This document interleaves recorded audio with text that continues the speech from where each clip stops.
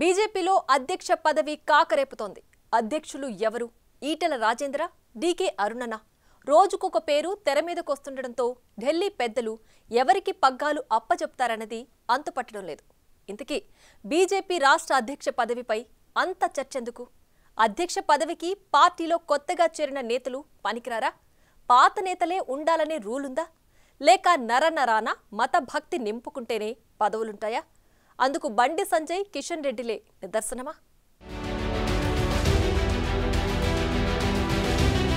రాష్ట్ర బీజేపీలో అధ్యక్ష పీఠం పంచాయతీ మరింత ముదురుతోంది. పార్టీ రాష్ట్ర కార్యాలయం దాటి ఢిల్లీ వినివీధుల్లో అధిష్టాన పెద్దలతో కుస్తీ పడుతోంది. అధ్యక్ష రేసులో నిన్నటిదాకా కొత్త పాత నేతల పేర్లు వినిపించాయి.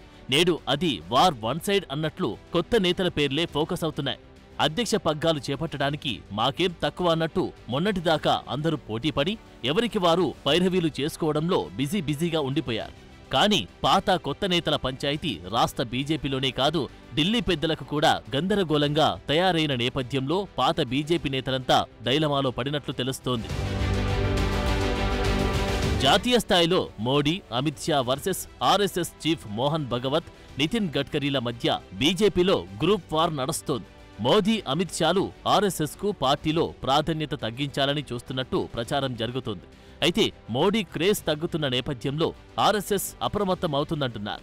మొన్న జరిగిన ఎన్నికల్లో బీజేపీకి సోలో మెజార్టీ రాకపోవడంతో మోడీ క్రేజ్ తగ్గిందనడానికి అదే నిదర్శనమన్న వాదన ఆర్ఎస్ఎస్ వినిపిస్తోంది. అందులో భాగంగానే మోడీ, అమిత్ షాలు ఒకవైపు, ఆర్ఎస్ఎస్ ఒకవైపు అన్న చందంగా బీజేపీ పరిస్థితి మారిందంట.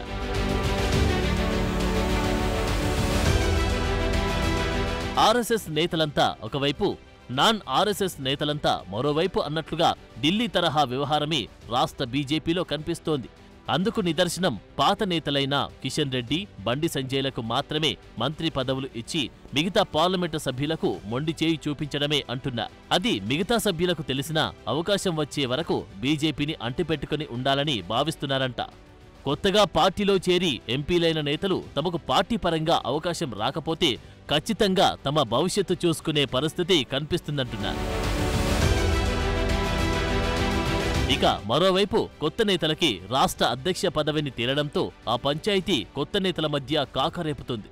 ఈ అధ్యక్ష పంచాయతీని చూడలేక సీనియర్ నేతలెవరూ పార్టీ కార్యాలయం మెట్లు ఎక్కడానికి ఇష్టపడడం లేదంట. ప్రధానంగా అధ్యక్ష రేసులో ఈటెల రాజేందర్, డీకే అరుణ పేరు బలంగా వినిపిస్తూ ఉండడంతో అధ్యక్ష పదవి కోసం ఆశపడ్డ మిగిలిన నేతలంతా అసంతృప్తితో ఉన్నట్లుగా తెలుస్తోంది. ఆ క్రమంలో అధికార ప్రతినిధులెవరూ కూడా బీజేపీ పార్టీ ఆఫీసు దరిదాపుల్లో కనిపించడం లేదు.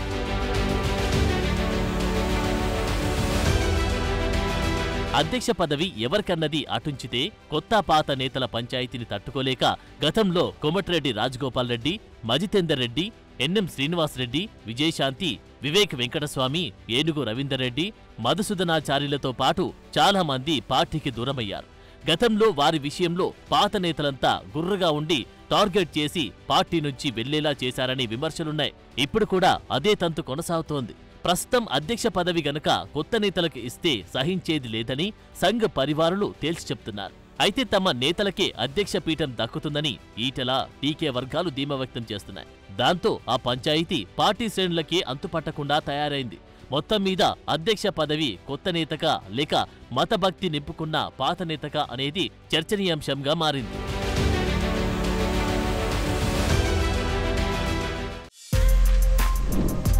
For more videos like this, subscribe Big TV channel.